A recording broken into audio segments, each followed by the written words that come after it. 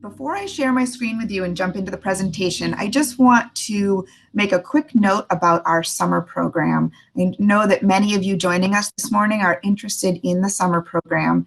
And if you are only interested in the summer program and not yet interested in exploring the academic year, many parts of this presentation will be relevant to your interest, that the learning profile of our students and the language skill development that we work on that we'll talk about today it applies to the summer program as well. I also wanted to add a point about our afternoon activity option for the summer. At this point, we're not yet able to confirm that we can offer an afternoon activity program, but we're still very hopeful and we're expecting to get confirmation of that soon. And as soon as we do, we will be updating everybody. And if we are able to offer that afternoon program for the summer, we will let you know what those options are. So just a moment, I will share my screen with you. We'll jump into our presentation.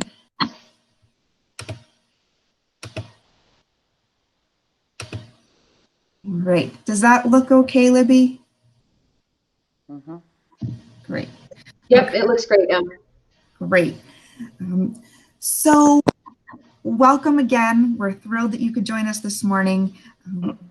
I start with a history of Landmark. I do want to talk briefly about the current school year that we all are experiencing. As all of you know, this is an unusual year. So Landmark Elementary Middle School students are currently participating in a hybrid model in which the students and faculty have been split into two separate pods, and each pod has a full week of in-person on-campus learning alternating with a full week of remote learning. So this allows us to have only half of the typical number of people on campus at any one time, which helps everyone abide by the health and safety protocols in place. On campus, masks are worn throughout the day with scheduled mask breaks. There are traffic patterns throughout each building, and lunch and recess are more structured and distant than they otherwise would be. But so much about what makes Landmark has remained the same. These include the well-defined learning profile of our students, the engaging, interactive instruction, a highly individualized curriculum with daily literacy remediation, and an incredibly dedicated faculty. So these things represent the values and priorities of Landmark as an institution.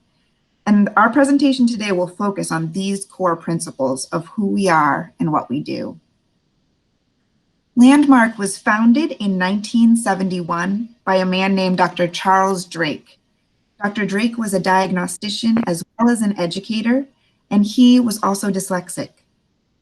He grew up struggling with his own reading and writing skills, and by the time he reached early adulthood, he had put significant effort into trying to teach himself how to read.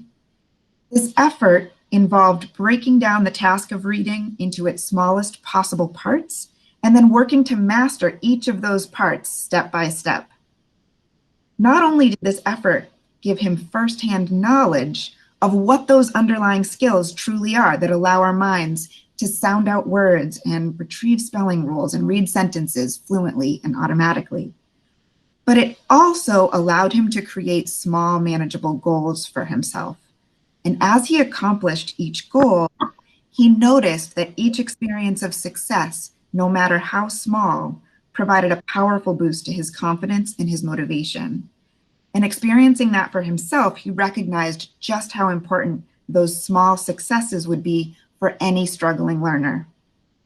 So Dr. Drake's experience supporting his own literacy development went on to inform the foundational teaching principles that we still use to this day.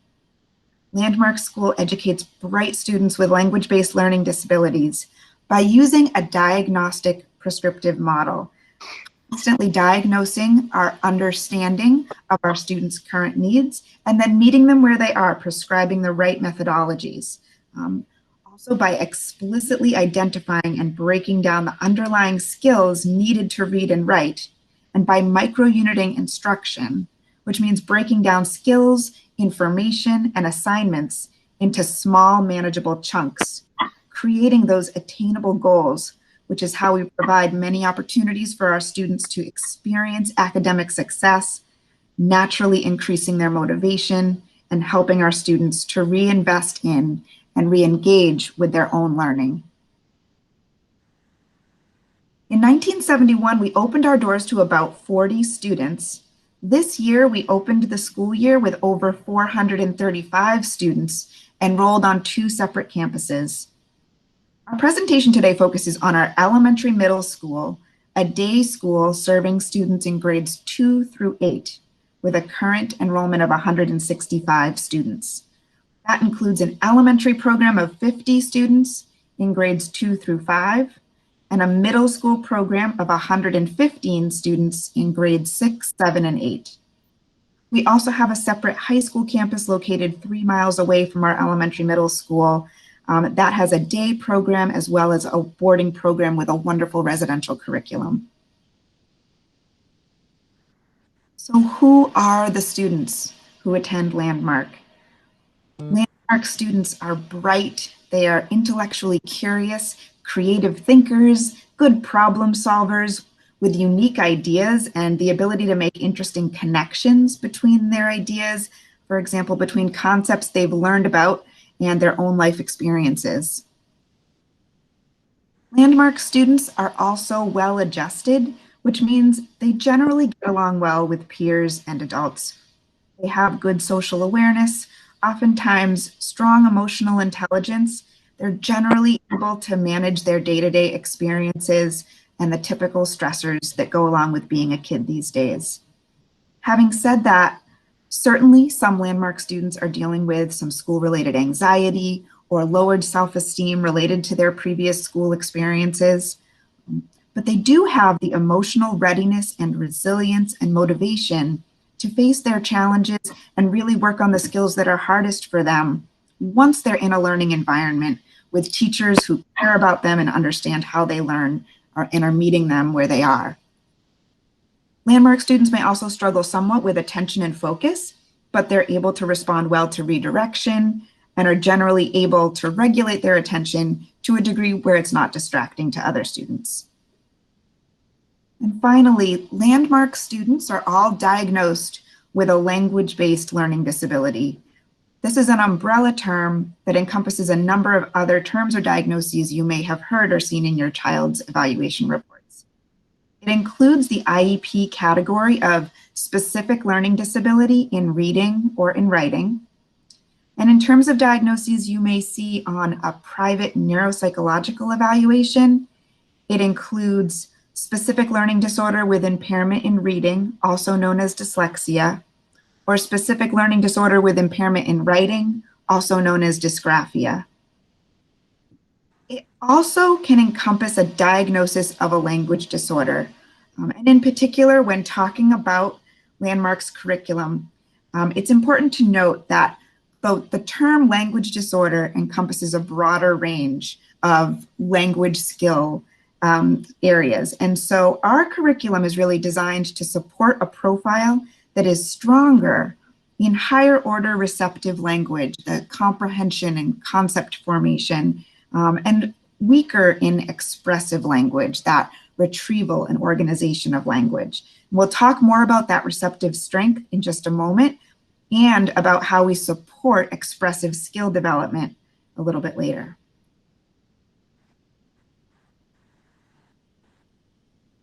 So the next few slides address the cognitive profile of our students. And these terms here you may be familiar with if your child has had an evaluation including the WISC, the Wechsler Intelligence Scale for Children. This is an assessment that we require as part of our application materials. And so these are terms, if you've had that assessment, you may have seen it on either a private neuropsychological evaluation or as part of a psychoeducational evaluation done by a school district. So these areas of strength, we'll go through them. Verbal comprehension refers to a strong conceptual understanding of the world. As we talked a bit about already, our students have wonderful and unique ideas and the ability to make connections and categorize and associate their ideas. So perhaps your child loves stories and you hear them connecting something they heard in a story or saw in a movie to an experience in their own life. Or maybe they love the concepts they're learning in a nature science unit, and you go on a hike with them and hear them connect something they see on the hike to something they're learning in science. That higher order concept formation, connection making is an area of strength. Visual spatial perception and organization refers to the ability to perceive spatial relationships and work your way through visual information. So hands-on activities like building with Legos or woodworking or sculpting with clay or building a fort are great examples of activities that use visual spatial perception and visioning something in their minds and then being able to build or create or put the pieces together to create that vision. Fluid reasoning refers to problem solving and logical thinking ability. The ability to generalize information from a specific context to a larger context, or the ability to recognize a pattern and predict what comes next, both visually and conceptually. This area of thinking is also tied to math reasoning and understanding number concepts, and we'll talk a little bit more about that when we get to a slide about our math curriculum. So the areas of difficulty for our students when it comes to this cognitive profile fall in the realms of working memory and or processing speed. Working memory refers to the ability to hold on to information in the forefront of our minds and be able to work with that information in the moment. It can refer to both visual memory and auditory memory. So when it comes to language and language processing, a struggle with visual working memory can represent a struggle to hold on to words when copying information from the board or holding on to common spelling patterns. Auditorily, this could be a struggle with holding on to spoken language or holding on to the sounds and phonemes of language long enough to manipulate them, which has an impact on acquiring reading and spelling skills. Processing speed here, when we're talking about the term processing speed on the WISC, it refers to how quickly our mind is able to recognize visual symbols and make a connection between a symbol and what it means or what it represents. So this can involve scanning a row of symbols and quickly recognizing which are the same, or it can involve forming new connections and then storing and retrieving those connections. May have seen in your child's testing is rapid naming. When we're naming letters or numbers, we're accessing a connection that our brain made previously between what that letter or number looks like, the visual symbol, and its name or its meaning. So it makes sense that the strength or weakness of these connections and the speed at which we can store and retrieve these connections affects the processing of language. The recognition of spelling patterns, syllable types, words, clauses. Another example of this kind of processing is the incredible number of symbols and icons that we all process in our digital lives. If you think about just navigating around on your phone and scanning for a particular app icon, the speed at which you're processing those little visual symbols and retrieving information about the app they represent, that's, I think, a great real-life example that we can all relate to of what this processing speed represents and how it can relate to symbolic naming and language retrieval. So this is the cognitive profile of our students, and in the scores or the descriptions that you might see in the evaluation reports, when we talk about the areas of strength, we're typically seeing scores in the average to superior range. And when we talk about the areas of difficulty, we're typically seeing scores in the low average to just below average range. So the general cognitive profile of our students is certainly average to superior range. So next we'll talk a bit about the curriculum at Landmark. Landmark's curriculum is skills-based, meaning that we are prioritizing the remediation of reading, writing, and speaking skills, emphasizing the processing and organizing of language across the curriculum, across all subject areas. We are also a program that is approved by the Massachusetts Department of Education. And so our curriculum parallels the Massachusetts curriculum frameworks. This means that we're using those content area goals as our faculty write curriculum and lesson plans. They're using the framework goals to facilitate the literacy and language development that is our priority. We also group students in classes based on skill level and certain aspects of their learning profile. So sometimes this is subject specific, like looking at math skills for the math classes or writing skills for the language arts classes. But everyone is looking at literacy skill level overall. Different department heads are pulling out pieces of each student's learning profile that are relevant to them. And it's also important to note that we're grouping students within each program. So within the elementary program specifically, or within the middle school program specifically, and it would be one grade up or down. So we're not going to be grouping a second grader with a fifth grader, for example, or typically we would not be grouping a sixth grader with an eighth grader. So just one grade up or down when we're thinking about those class groupings. And then all of our classes are taught in language-based classrooms. And so these are classrooms where the focus areas are on the 4 areas of literacy: reading, writing, listening, and speaking skills. And again, we are integrating, weaving these skills across all subject areas. So every class at Landmark is considered a language-based classroom. And we are able to accomplish so much of our direct instruction, our careful pacing, our customized curriculum by keeping our class sizes small. The elementary classes are typically 4 to 7 students, and the middle school classes are 6 to 8 students.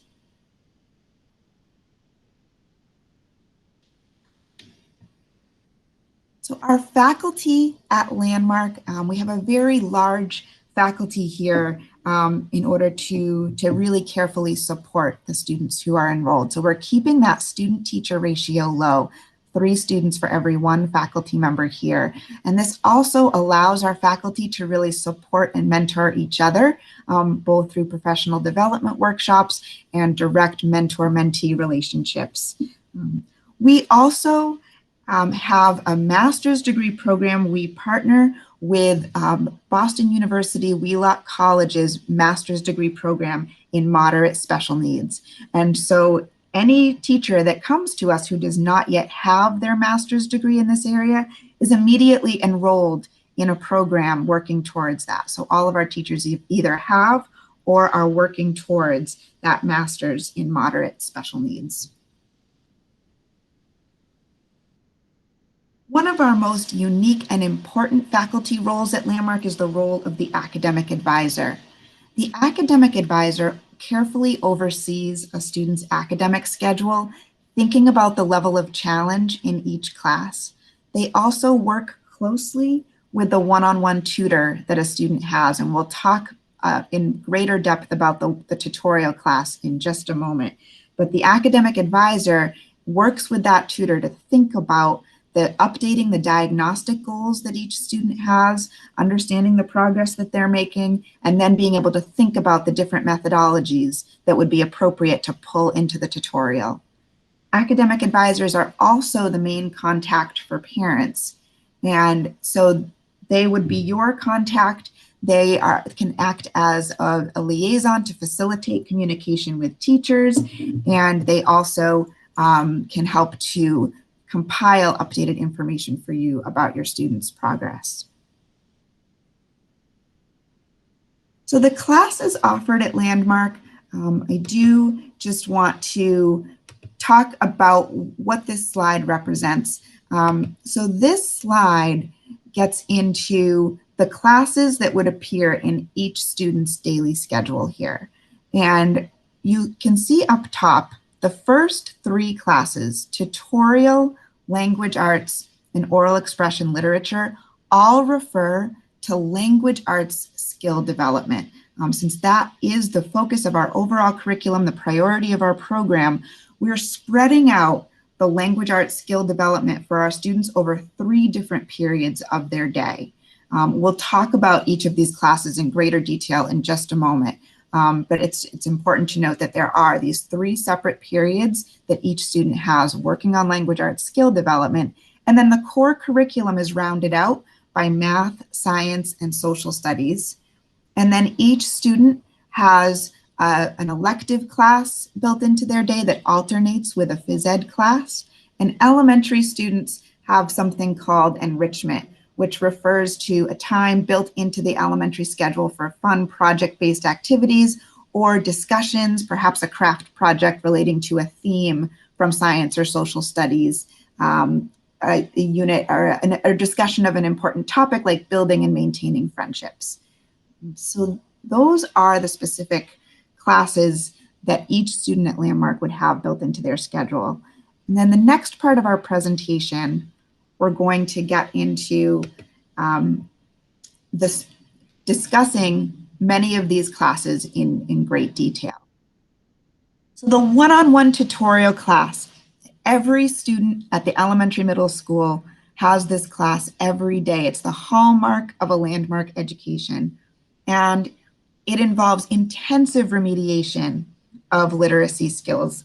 And we look very carefully at all of the testing that your child has had. We also do our own screening as part of our admission process to really create the unique and personalized diagnostic goals for each student. It can address a continuum of literacy skills encompassing phonemic awareness, decoding strategies, understanding and identifying linguistic patterns, reading fluency, higher order reading comprehension strategies, spelling principles, and higher order written composition skills. Landmark does not adhere to one particular curriculum when we're talking about literacy remediation. So we're not a school that is based in the Orton-Gillingham method or the Wilson method. We have always felt that it's so important to draw on a number of different methodologies so that we have the flexibility and the adaptability to create a highly customized and personalized tutorial class for each student. So here listed are a few of the methodologies that we make use of.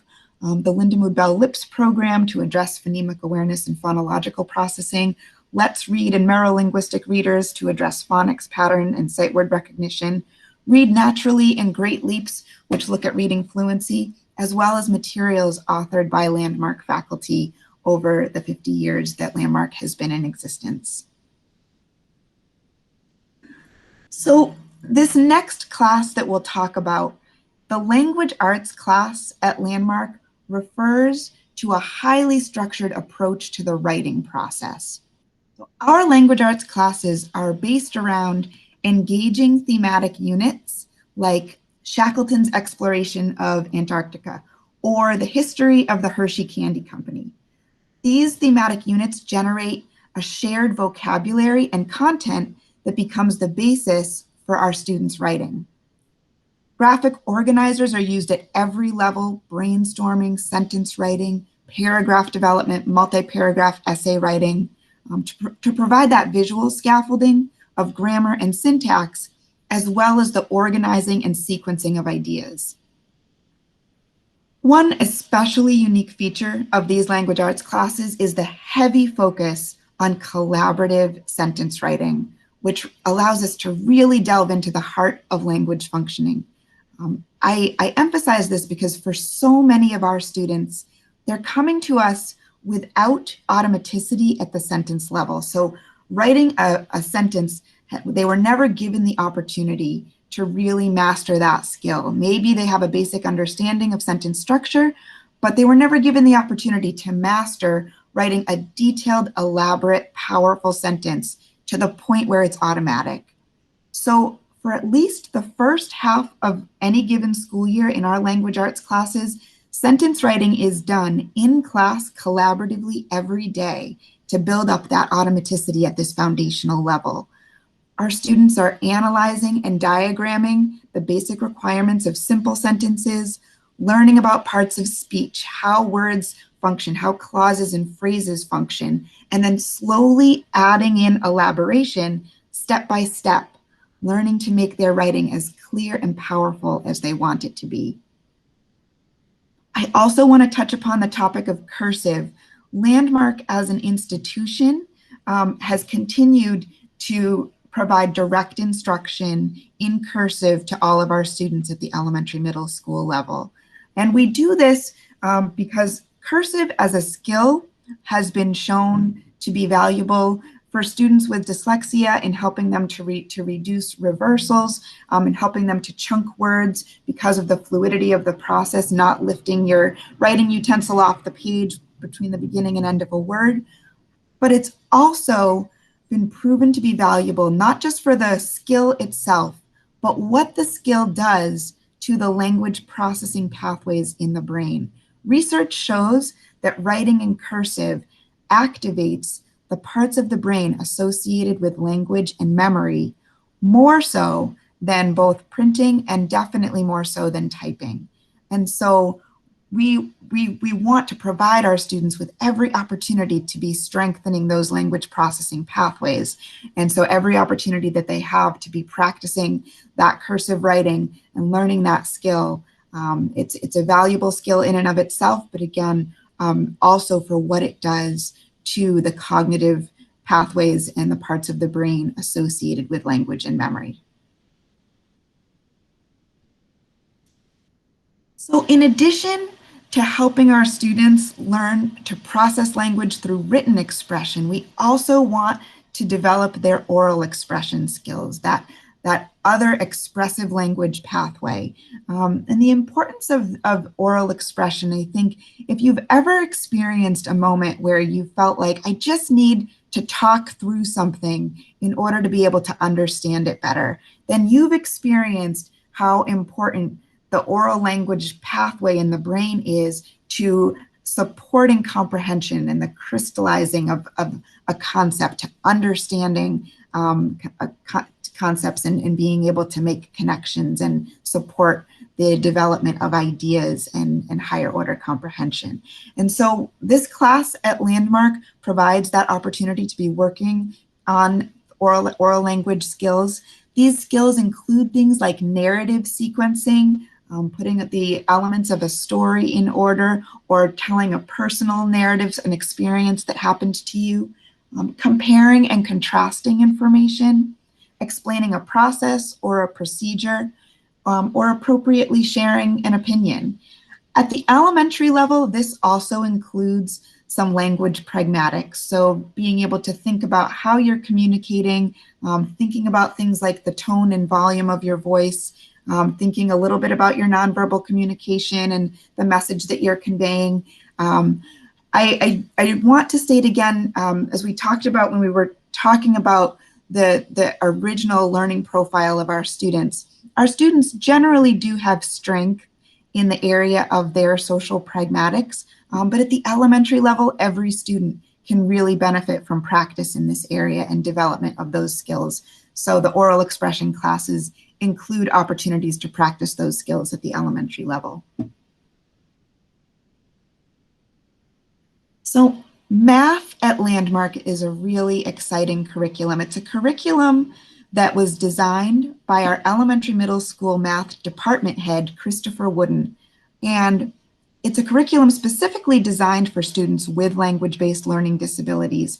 It's designed to support the strengths that our students have in their fluid reasoning and the weaknesses associated with the working memory struggles that we talked about earlier. It takes advantage of that strength in fluid reasoning by introducing a big picture concept first and then working backwards to fill in the specific details and steps. It also relieves the burden that math can place on working memory by meaningfully chunking math concepts and procedures using movement and symbolic imagery. So that movement is that kinesthetic piece, symbolic imagery is the highly visual component of the instruction, and then the tactile component would be all the hands-on manipulatives that we use as part of the instruction as well. I'll give a few examples of this, one at the elementary level and one at the middle school level. So at the early elementary level, students might be working on subtraction using large laminated cards with arrays of dots on each card representing different numbers. similar to the arrays of dots you would see on dice. So each student would have the opportunity to select 2 cards, and the class would work together to figure out what those 2 cards added up to. And then they would lay the cards on the ground, and the student whose turn it was would physically take 1 card away while practicing the language of what they were doing out loud. So if they chose 4 and 5, the class would add those numbers together to make 9, and the student would say 9 minus 4 equals 5 while physically removing the 4 dot icon card, kinesthetically reinforcing that concept that subtraction means take away. A significantly more advanced example at the middle school level involves plotting points and introducing the equation for slope. So students learning this lesson use a huge grid. It's a huge contraption made of rope with an X and Y axis that takes up an entire wall. The vertical ropes on this grid are actually pulleys that the students can use to hoist colorful flags up to plot points on the grid. So each student has the opportunity to plug a number into the equation, calculate that point, and then count over to the appropriate flag and hoist it up to the right point. Once all the students have taken a turn, they can see that their flags all line up in a sloping line that actually shows the shape of the equation that they're working with. I don't know about you, but I remember when I was learning things like the equation for slope, I would just use a graphing calculator in school where I would plug the equation in, hit enter, and see an image appear on my screen. And I think what's amazing about this way of teaching these equations is to see these students physically and collaboratively creating that image themselves, forming such a meaningful connection to that concept behind that equation. So that's our math curriculum at Landmark. Again, those big picture concepts that really utilize our students' strength and fluid reasoning, and the multisensory approach that supports the working memory struggles that many of our students are dealing with. Technology at Landmark is an important topic, I think, especially this year. We've all started to use technology in ways that we couldn't have anticipated.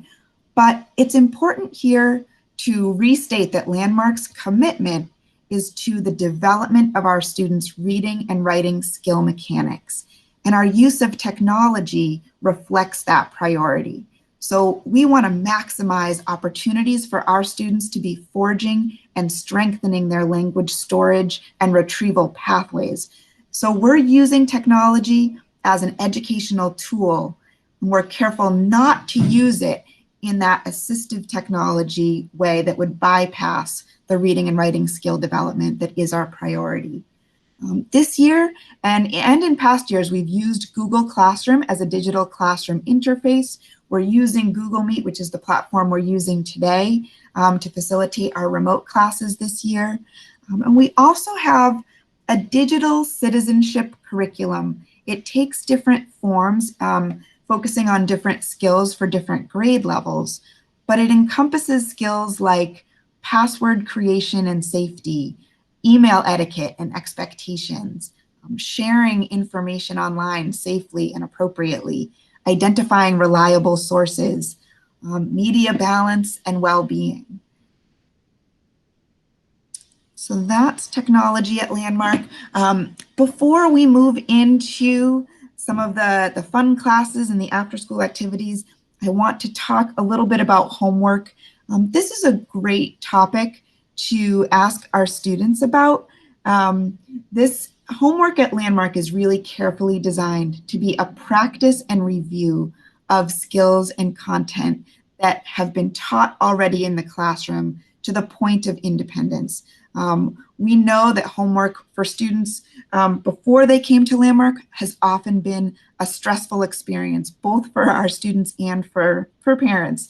And so our goal is to make homework feel like it is an independent and accessible experience, that students feel empowered to really be able to do this on their own without the help of their parents. And so these are carefully designed assignments that reinforce the daily lessons carefully updated by the teachers to really be reflecting the in-class work that they've done.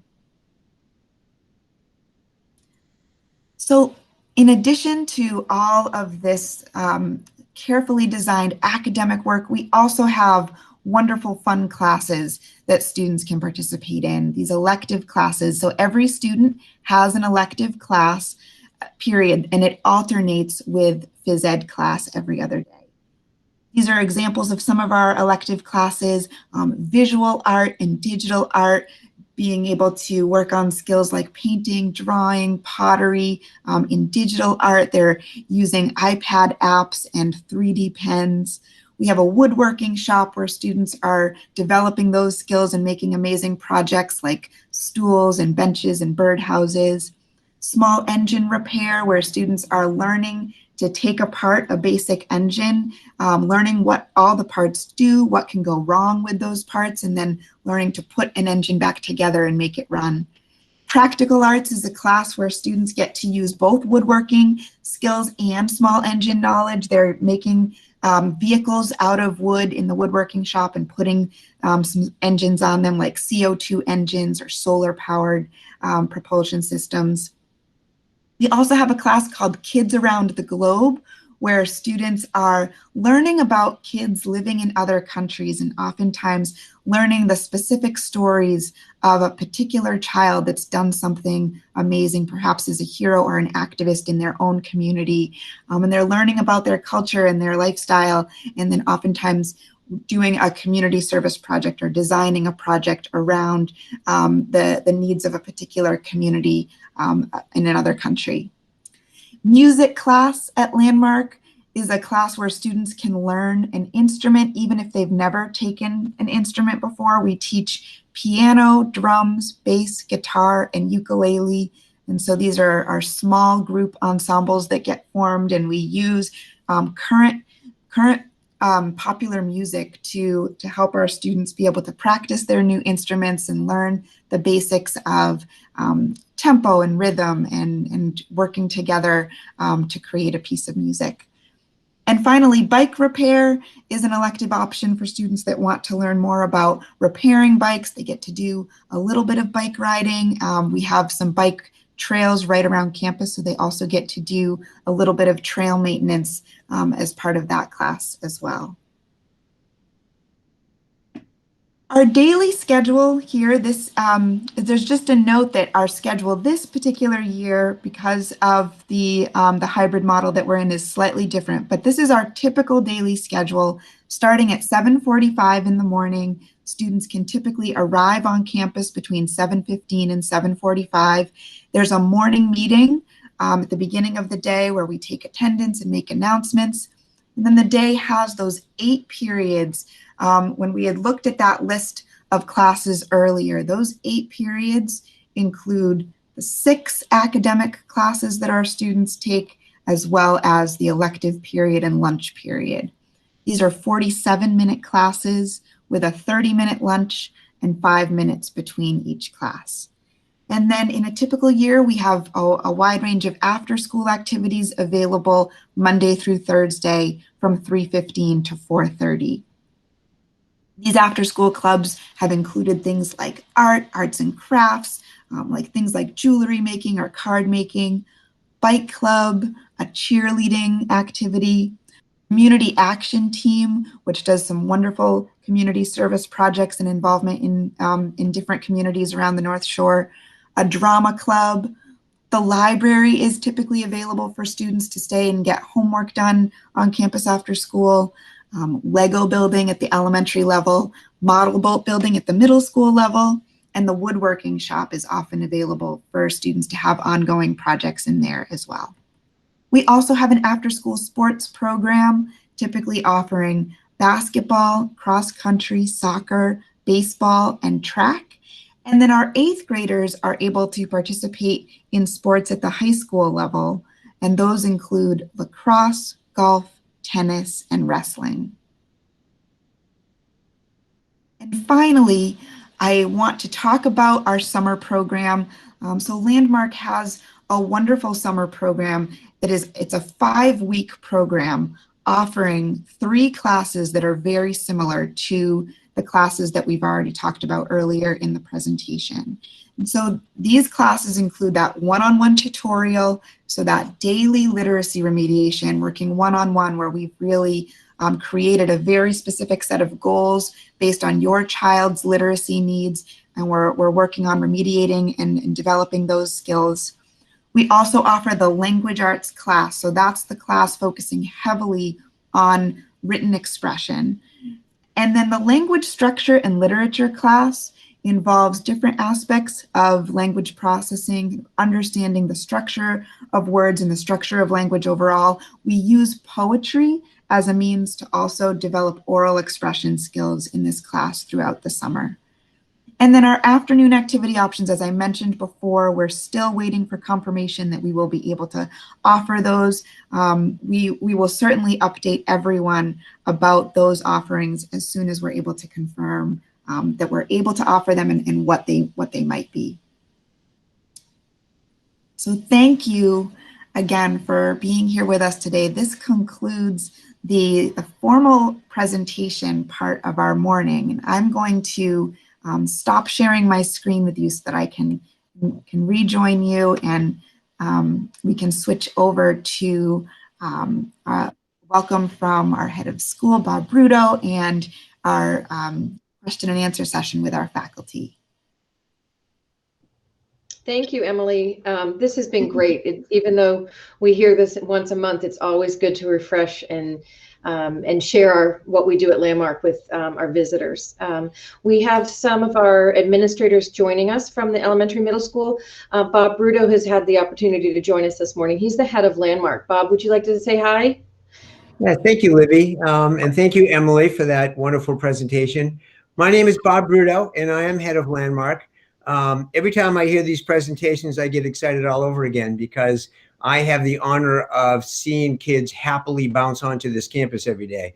I was over at the EMS campus this morning as the kids were coming out, and Megan and Debbie were greeting them, and the kids are just happy coming to school because they're learning, they're becoming self-advocates, they're developing confidence, they're developing friendships, and it's just wonderful to see that. And I also feel blessed because I've been with Landmark since we opened our doors in 1971 to the first 40 students who ever attended Landmark.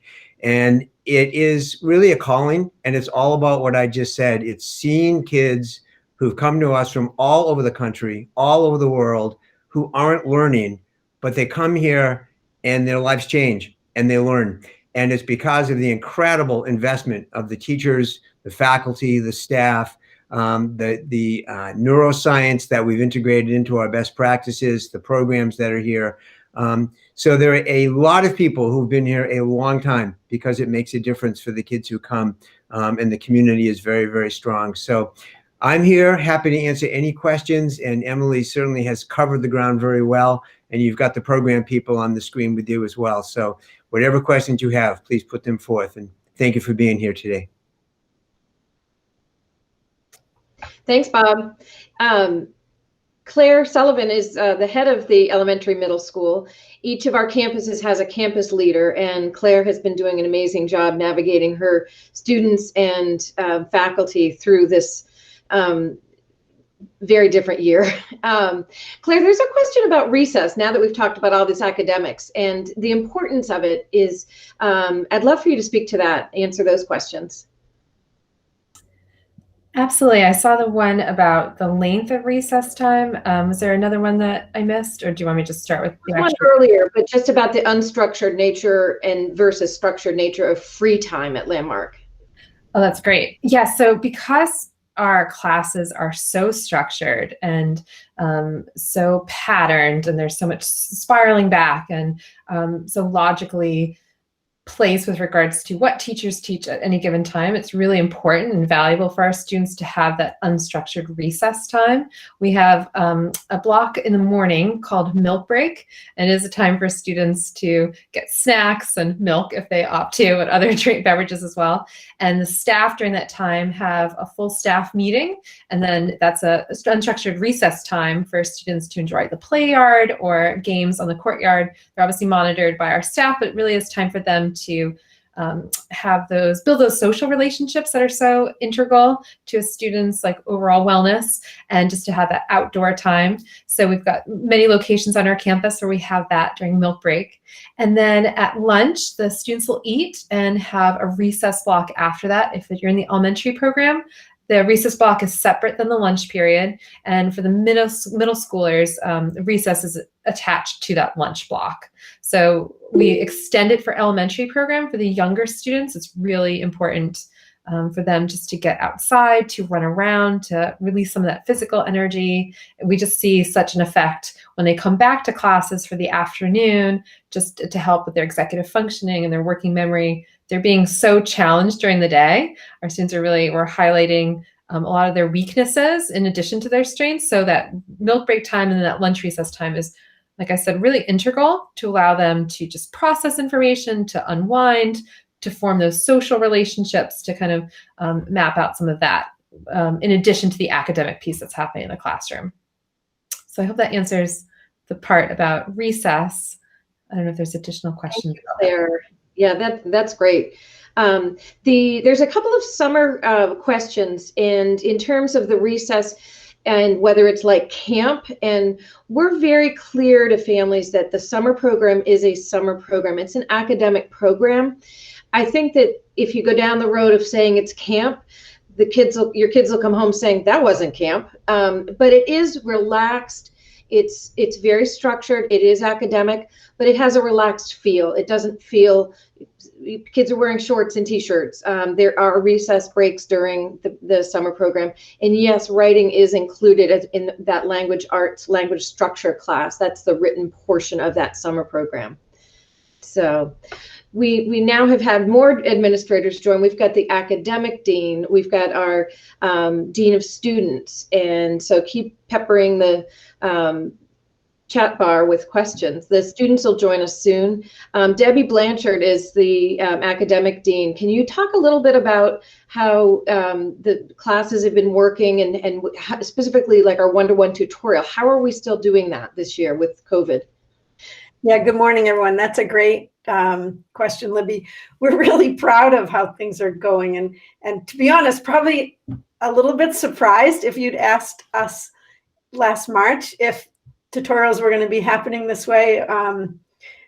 This wouldn't have been what we expected. But what we've been doing this year for tutorials is they're remote because we felt like it was important to be mask off, because the tutorial for most students includes a lot of reading, and those linguistic skills are just best mask off. So they may be 4 doors down from their tutor. The students are in one room on a screen and the tutors are down the hall or maybe even at home. But we're doing the same principles and the same instruction, and the teachers pivoted on a dime really to take activities that we've been doing for 50 years and translate them to a virtual platform. It's pretty impressive, actually. So that's how tutorials are working. And the classes, as you know, at this point, we only have half the students on campus at a time, but the classes are the same as they've always been, 6 or 7 students. We avoided classes of 8 this year. That's the only specific change we made due to COVID, but in the class structure. But they're mask on, but they're doing the same multisensory, small class, individualized instruction. So it's working, pleased to say. Thanks, Debbie. There is a question, and this comes up often. There's a question about Landmark and Carroll. And a lot of families look at both schools. Both are excellent schools, hands down. They are different, but it's really the guiding principles of admissions. It's really up to parents to find those differences and see what resonates with themselves and with their child. Factual differences, Landmark has a one-to-one tutorial for every student. That's our secret sauce. That's our trademark. That will not go away. And the size of Landmark is different, but something might resonate either way with geographic location, but they're both great schools. Bob, do you want to add anything to that? No, I think you said that really well. Libby. We go back and forth with Carol a lot. We see them as colleagues, not as competition. And it's a matter of what feels right. The one thing I'll say about Landmark, which when I go out and speak and I talk about how we teach these kids, I talk about Landmark really is based on a medical model. It's a diagnostic, prescriptive medical model where we take that neuropsych eval that comes to us. We do more testing. We diagnose exactly how a child learns. What's the cognitive strengths? What are the challenges?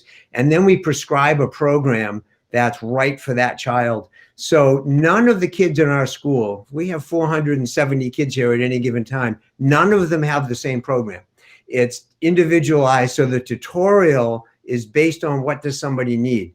So we don't have any one program for reading. It's not Orton Gillingham or Linda Mood or Wilson. It's what does a child need? And we'll move that child as quickly as possible in the tutorial with the language skills and through all the classes. The classes are grouped according to skills. So as kids grow in their skill levels, we can move them in their classes. So the diagnostic, prescriptive, individualized medical model is really what differentiates, I think, Landmark from most other schools. I'm not speaking specifically about Keller right now. And that's been our model since day one. So we want every child to be seen as an individual learner, and we design a program for that person. Academic advisors oversee a group of kids, work with those tutors, work with the families, make sure the kids are in the right classes, and we guide them through the structure of the day, every day, making sure they're where they need to be. So that's what I would add to it, just that diagnostic prescriptive model that has been so important to us. Thank you. Megan Siebens, our reading department head, can you speak to a little bit about students coming for just the summer and sort of what that offers them versus coming for the full school year? Did Megan stay on? Yeah, I'm still here. Hi, Libby. Oh, good. Hi, everyone. So what our summer program offers is the one-to-one tutorial, a writing class, and a language structure class, which really bridges a lot of the material that you see in tutorial and also works in some age-appropriate reading that maybe the teacher's reading to them, and skills with memorization of poetry, things like that. So they get to address all of the major language components that we have during the school year, but it's a 5-week program. So we have some kids who come in and they're really looking to kind of maintain skills over the course of the summer or get a taste of what Landmark can provide. And they may or may not go into the school year, which obviously during the school year with a full day program where language skills are addressed in 3 main classes, but also integrated throughout the entire curriculum, it's a much hardier program that the kids have for the full year. But it really is, it's the same teachers, it's the same skill delivery. And as Bob mentioned, it's still completely individualized to the child. Thank you. And some families utilize the summer program as more like a booster shot, so their child can stay in the same school for next fall. And it's a just different instruction, but our teachers are amazing at engaging with kids and getting kids to understand that how this can help them during the summer program. There is a question. Oh, we have some students joining us now. Mary, your question's probably really specific to you and with dyspraxia and dysgraphia, and I'd love to chat with you afterwards. I can arrange to give you a call. Dysgraphia is more commonly diagnosed within our students, and through handwriting and teaching them cursive and the practice effect, we can make gains from there. But Landmark specifically doesn't offer the specialized services of OT, PT, individual speech and language. So just as an overview answer to that question, we really look to see whether we can meet the needs that are specified in evaluations and IEPs as to whether or not the child will benefit from Landmark. So I'd love to introduce, I see Tara's name. Tara's our Assistant Dean of Students, and she is the person who's able to get our student panels together. So Tara, if you could introduce yourself, and then Kirk also, I think, is on the call. Yeah, sure. Hi, good morning, everyone. Thanks for joining us. I especially want to say hello to those students who are joining the call as well. It's nice to see you. Good morning. So my name is Tara Jolie Laudermilk. As Libby said, I'm the Assistant Dean of Students, and I also help run our middle school athletic program, which is an opportunity for our students to participate after school. Also, Kirk Swanson, who will be introduced in a moment, he and I also help support our students in after-school programming, but also really just being a support to them on campus throughout their time here at Landmark. Good morning, Mr. Swanson. Hey, Mrs. Jolie Laudermilk, thank you for the Yeah. introduction. Hello, everybody. My name is Kirk Swanson. I'm the Dean of Students at the Landmark Elementary Middle School. I'm glad you're here with us. Sorry we can't meet in person, but maybe that will happen someday soon. Glad students are here with us today. And as Mrs. Jolie Laudermilk said, that we work closely together to support students and quality of life on campus after school. We work in the summer as well. We support staff. We get to know parents. So we're very eager to get to know you, and hopefully things will work and this will be a good fit for your child. But one thing is we really work hard with all our students, young and old, about being polite, respectful, being part of a safe community, so people feel safe coming to school here and want to be here. And that's a big part of my job and Tara's job as well. But thanks for coming today. Appreciate it. Enjoy your visit. Thanks, you guys, the dynamic duo of all things social and athletic. I see the student panelists have come in. I'd love for you guys to unmute your mics and introduce yourself. I see Maggie's name up there. Maggie, can you introduce yourself, tell the audience what grade you're in and what town you're from? Hi, I'm Maggie, and I'm in 4th grade, and I live in North Andover. Thank you, Maggie. How long have you been at Landmark? This is my first year. How was it coming to a new school? At first, it felt a little like, what's going on here and stuff. Like, I didn't know it was like, didn't know what to expect of a new school and stuff. And then I joined in, and just immediately I noticed like it's I feel like I'm so much more like I understand, and I'm not just left confused. Very well said. We're glad you're here too. And we also look like, I think Kellen is on the phone, on the call. Kellen, can you introduce yourself? Tell the folks where you're from, what grade you're in, how long you've been at Landmark. Hi, my name is Kellen Upton, and I'm 5th grade. And I have been, this is my first year at Landmark. Great. And do we have Asher? Is Asher signed in? I didn't see the name. Nope. How about Will?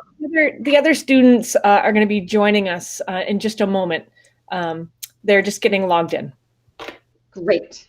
That sounds good. So our visitors, please feel free to ask questions in the chat bar. We can ask some typical questions, but we'd love to answer specifically what you're asking about. And while we wait for that, can we talk a little bit about homework? Kellen, oh, there's Asher. Great. Maggie's only been here for 1 year, and we have changed the way that we do homework in the elementary and middle school. Kellen, can you speak about homework, usual homework at Landmark? Or is he first year? This is my first year. Oh, so you think homework's pretty good. How about Mrs. Blanchard? Can you speak about that? Actually, I bet Asher can do it after he introduced himself, because he's a return. Okay. He would note the difference. I'd rather Okay, let. I saw. I did see that Asher joined in. Asher, can you introduce yourself to our guests and tell them where you're from, what grade you're in? Hi, I'm Asher. This is my second year at Landmark. The homework here, it's good. You get a good amount of homework.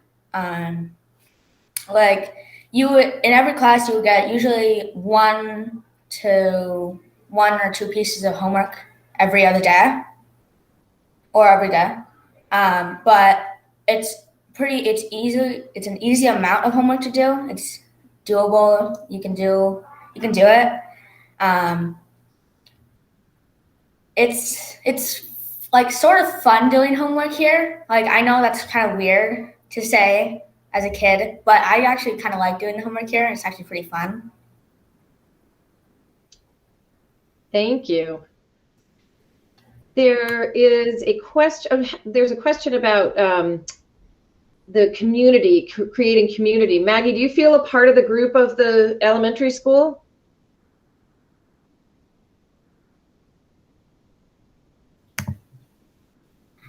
Yes. It almost felt too easy to make friends and fit in. So some of the students travel from a great distance to get to Landmark. Can each of the students, and I see Will's on the call. Will, can you introduce yourself and tell people where you're from and what grade you're in? I'm Will. I'm in 7th grade. I'm from Ipswich. Thank you. How long have you been at Landmark? This is my 3rd year. Okay. And sometimes kids have long commutes getting to and from Landmark. Ipswich is pretty close. Maggie, how's your commute from Andover?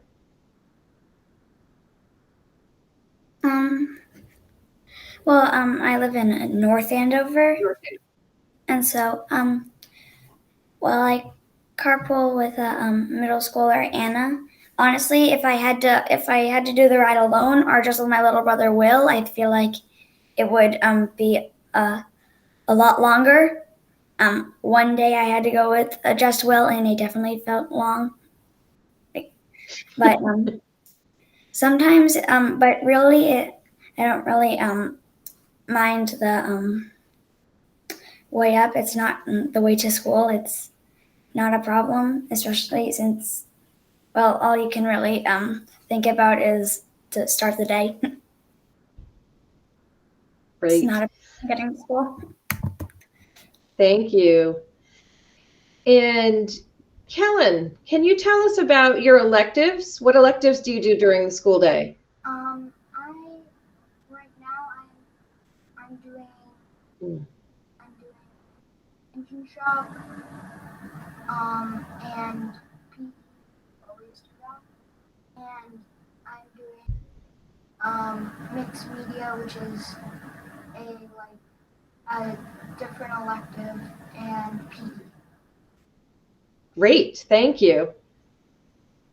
And how about Asher? Can you tell us what the one-to-one tutorial's like? What do you do during your tutorial? So during the tutorial, you, in the normal days, you would go into so my first year of Landmark, when I went to tutorial, I actually went upstairs of the main building. But then I went into a little classroom with Mrs. Khan, who's on the call. And we would work on spelling and ending grids and stuff that I needed to work on, because we didn't need to work on reading too much because I was a very fluent reader. And so we really worked on my spelling and other stuff like that. Thank you. See, that individualization is what's done at the tutorial level. There's a great question here. It's what do the students like most about Landmark versus their old school? Will, you want to take a try at that one?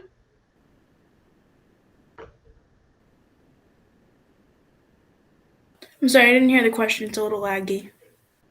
That's okay. What do you like most about Landmark versus your old school? The smaller classes, There's really too much to say. That's a good reason. That's one very good reason. How about you, Maggie? What are the biggest differences between Landmark and your old school? Well, at my old school, I never had a problem with making friends and stuff. I was always good at that. But honestly, at my old school, with especially like getting pulled out during like read aloud time and stuff, I'd like miss a lot of stuff, and I didn't like just being pulled out and stuff while I was in the middle of like sometimes I get pulled out of like science class too, like and I'm really strong in things like science and stuff. And when I got pulled out of the things I'm strong at and good at to work on work on something that I wasn't as, didn't make me feel really good. But now that everyone is at on the same part and everything, I feel a little more confident about it and stuff, knowing that like everyone's in the same area of it. It feels, and that's definitely something I like better about here than my old school.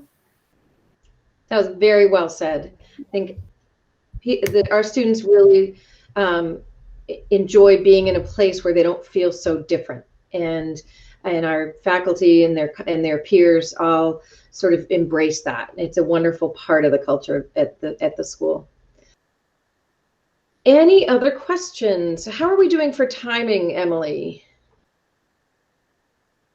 Looks like we have, I think, 4 or 5 more minutes of milk break. Okay. Yeah, more minutes for the students. Okay. Would Asher or Kellen want to take a stab at that question of what's different from their former school, since Kellen's new and Asher's had a little time under his belt? So Kellen, why don't you and can you speak real close to your microphone for us so we can hear you? Thank you. What's different about this landmark from my old school was it's more enclosed. My old school, you could hear all the way across the whole building, and it was a big building. It had basically no doors, and that was really annoying for me, and it was distracting too. And sometimes when I had to skip some parts of the class, which didn't really help at all. And you don't really skip any parts. You always do your work and you always finish it. Very well said. And Will, you want to take a try at that one? How's Landmark different from your old school? I think we want Asher, actually. Oh, Asher, sorry. So at my old school, when we were learning like math and science and other stuff, during the fun parts of class, I would be pulled out, and I would get kind of embarrassed about being pulled out because no one else was pulled out of my class. So it was kind of hard, but I knew I would push through it, and because I had a ton of friends at my old school. But here it's really nice because I don't have to be pulled out of any classes and miss anything. And it's just better. Thank you. There's a common theme here. There's a specific question for Maggie. One of our visitors would like to know some of the science projects that you've done at Landmark and other projects that you've done, like it's hands-on things. Well, we're just starting science, and this is like our first week starting with science, because it's new semester, And so far we're sort of learning about like what science is and like how we and like what scientists do and stuff. But we actually did a project on like what is science. It was like science sketch splat or something, and the assignment was there was a piece of just a blank spot on a piece of paper, and you're supposed to draw or write a couple words on the when you hear science, what comes up for you, what comes up in your head and stuff. And I really enjoy like drawing and stuff, so I thought that was fun. Great. Did any of you students go to the summer program? Can you raise your hand if you did?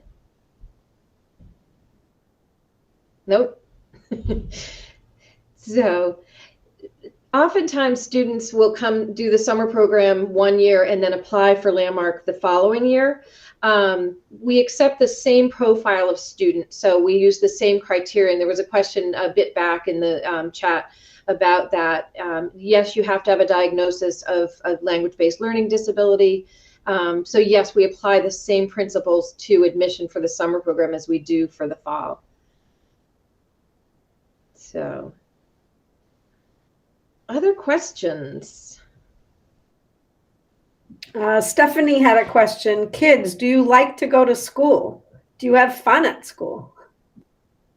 I don't know who would like to take that. You're getting thumbs up all over the place for that one.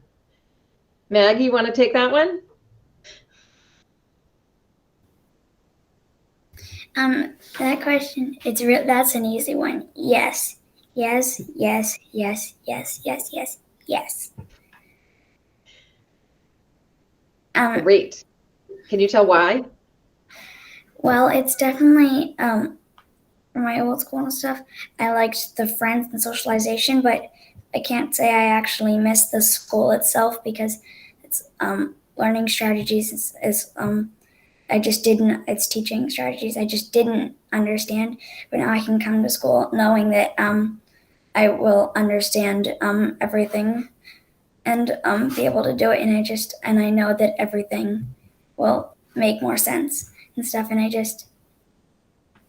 it's just all fun. It's just 90% of the time, it doesn't actually feel like work. That's a great testament to Landmark. Asher, middle schooler, can you answer that same question? Do you like to go to school? I think most of the students do like to go to school. Me personally, I'm like a 50-50 because I do like the remote learning because I like to sit in my own chair and get to relax at breaks. But I do like coming here. It's fun. I have some friends here that are really nice, and I think I do like to come to school mostly. I think I feel like for every kid, Monday is probably the hardest day of the week because it's coming back from a little break. So I feel like I do like to come to school, just not like on Monday. That goes for a lot of adults too, Asher. I can assure you. Well, I want to thank our student panelists and for doing such a great job, and thank you for logging in during your free time. And everybody appreciates it. So nicely done. And so you guys can log off now and get back to class, or some of you look like you're in school and some are home. So enjoy the rest of your week, and thank you so much for joining our group today. Thank you, students. Great job. So Mrs. Parker, I just want to make sure that the folks know. So our panelists, see you, Maggie, are strictly on a voluntary basis. So they let us know that they want to be on the panel, and we assign them to be on a panel on a given month. But I will say that both Asher and Will volunteered this morning because we had some students who were feeling uncomfortable, so they decided not to do it. So Asher and Will jumped right in there to volunteer. So I think it's a real testament to our students and the resiliency and the strength they show to their earlier point of wanting to work hard. They really do. And I think it's important to note that. Thank you for sharing that. That is important. I think sometimes visitors think that we have the same 4 kids at every panel, and it's very, very organic, the conversations that come up, and we want families to know that, to sense that feeling of genuine questions and answers, because that's what Landmark is. We're very transparent on who we can help and who can best be served somewhere else. Emily, there's a great question about the admission process, but I want to also allow for our administrators, if you've got other things to do, we're going to probably wrap this up pretty soon. So thank you all so much for joining us and sharing your tidbits about Landmark, and we'll see you on campus at some point. Thanks, everybody. So, yes, I'd love to talk a bit about our enrollment for the coming summer program and for next year, and talk a bit about the admission process. So Landmark overall has a rolling admission process, which means that you can begin the application process at any point. Our application is available as a modifiable PDF on our website, so you can download and complete that and get that sent in to us, and then we will help you to compile a complete application file, which will include specific diagnostic testing requirements and up-to-date school records and some references from people that are working with your child this year. As we go through that process with you, we'll keep you up to date on space availability. So right now we are still encouraging applications for both our summer program and for the coming school year. It's the same application process for the summer as it is for the school year, because the methodologies, the program is so similar, and there's such value in really determining that those methodologies are the right fit for a specific student, regardless of whether or not they're here for 5 weeks or whether or not they're here for the full school year. And so you can apply for both the summer and the school year using one application and one process. So once we have that complete application file, we will carefully review that information. We meet as a team to determine that Landmark is likely to be a good fit, and then we would schedule a virtual appointment for your child. If it really appears that our program is likely to be a good fit, we would schedule this appointment, which includes a placement screening and an interview process. This year, we are doing both of those things completely virtually. And we'll, at that point, we typically are able to provide the admission decision after that virtual appointment takes place. And then we'll work with you to think about how to help your student either visit campus, hopefully at some point this year, if possible, or to become familiar with our community and our campus virtually somehow if we're not able to have in-person visits. So that's the process.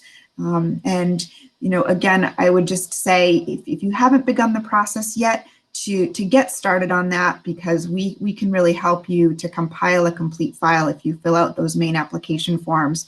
And in terms of space availability, it is something that we're carefully monitoring. We do tend to start to fill up our programs in the next month or so, but we also can accept students on a rolling basis if space opens up at any point.